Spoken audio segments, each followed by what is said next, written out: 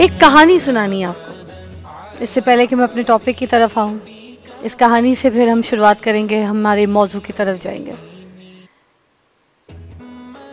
5 बहनें 3 भाई, मतलब 5 बेटियां और 3 बेटे। एक औरत जिसके सर पे शौहर का साया नहीं, जिसके साथ शौहर नहीं, मगर उसके साथ 8 बच्चे लगे। वो बाहर जाती, काम करती, मेहनत करती, मजदूरी करती, कैसे कैसे लोगों के सवालों के जवाब देती, कैसे कैसे लोगों की नज़रों को फेस करती, कैसे कैसे रिएक्शंस फेस करती, किसी की झिझक, किसी की झिड़क, किसी की ज़बान, किसी का लहजा, किसी की बदतमीज़ी, किसी का गुरूर, किसी का अकड़, सब कुछ बर्दाश्त करती। और उसके बावजूद वो कमाती, मेहनत करती, कुछ बनती और वो रिस्क लेकर आती अपने बच्चों को खिलाने के लिए, अपने बच्चों को पालती। 8 बच्चों को पालती, धक्के खाती, मगर डटी रहती, काम करती, पैसा कमाती, क्योंकि पैसा कमाने से बच्चों के पेट में रिस्क जाना है, बच्चों का पेट पलना है, बच्चों ने तालीम हासिल करनी। वही औरत, उसके जो बच्चे हैं, उन 8 बच्चों में एक बच्चा डॉक्टर बनता है, एक बच्चा इंजीनियर बनता है, एक बच्चा बाहर यूके की यूनिवर्सिटी में जाके पढ़ता है, एक बच्चा आयरलैंड चला जाता है, एक बच्चा दुबई चला जाता है। नाम कमाते हैं, पैसा कमाते हैं। एक बच्चा उनमें स्टार बन जाता है, शोबिज़ इंडस्ट्री में आ जाता है।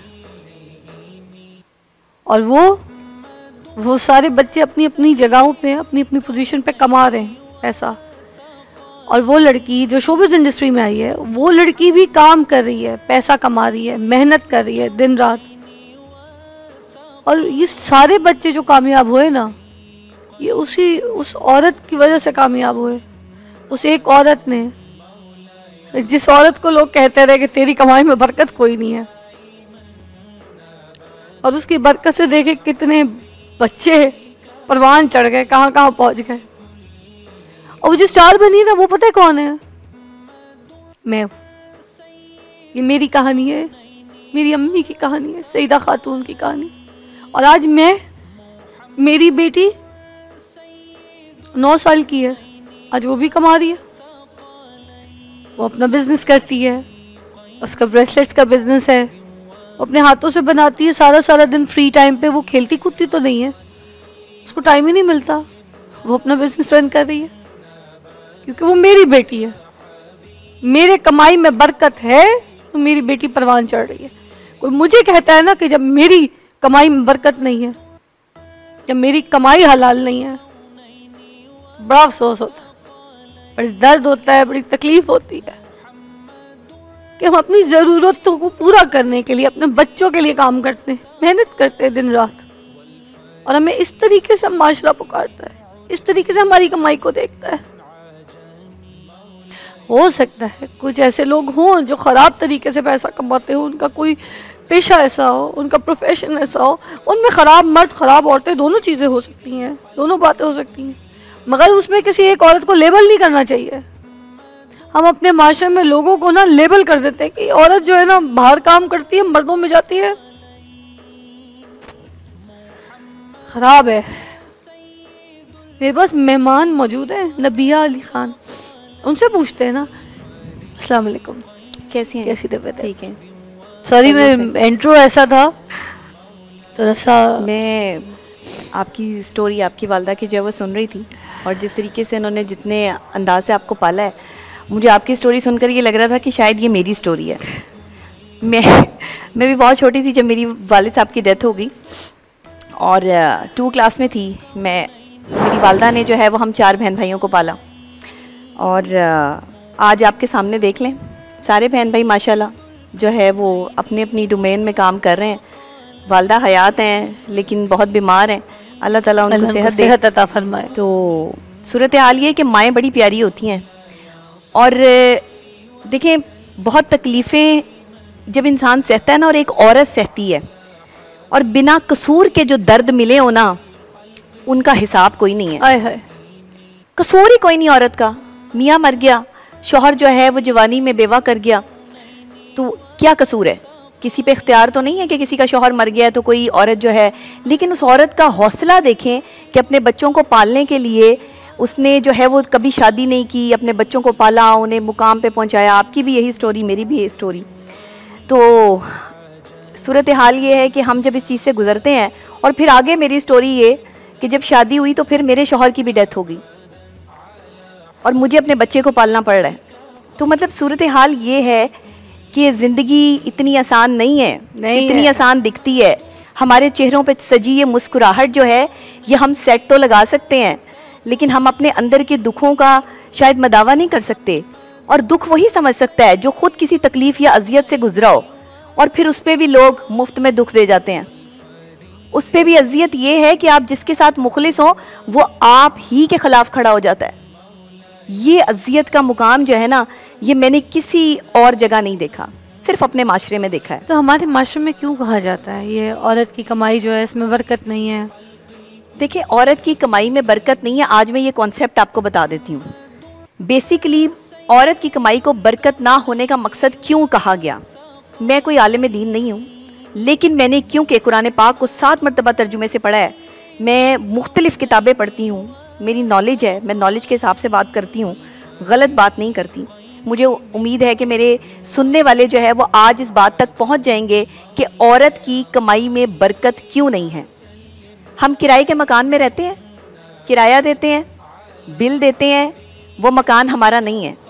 हम किसी के मकान में रहते हुए उसके मकान को सजाते हैं, उसी को उस वहाँ रहने के जो है वो पैसे पे करते हैं, और हम वहाँ पे किराएदार कहलाते हैं।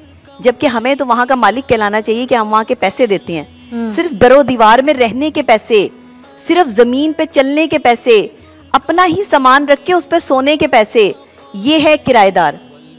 यही नौयत है एक औरत की।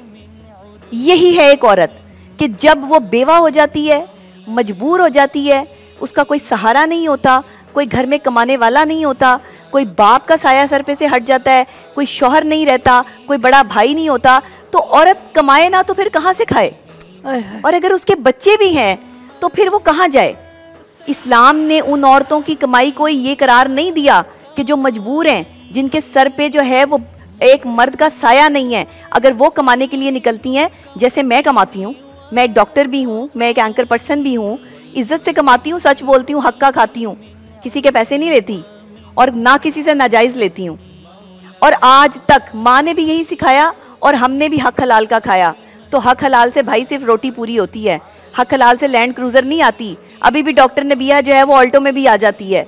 अभी भी डॉक्टर नबिया के पास कोई जो है वो यहाँ पे बड़ी गाड़ियाँ या शानदार महल नहीं है जिसमें मैं रहती हूँ। इस बात की ये है सच्चाई, ये है वो हक कि जो हमने अदा करना है। एक औरत की कमाई में बरकत इसलिए नहीं कि इस्लाम उसको कह रहा है कि घर में ठहरी रहो, तुम्हें बाहर जाने की इजाज़त नहीं है।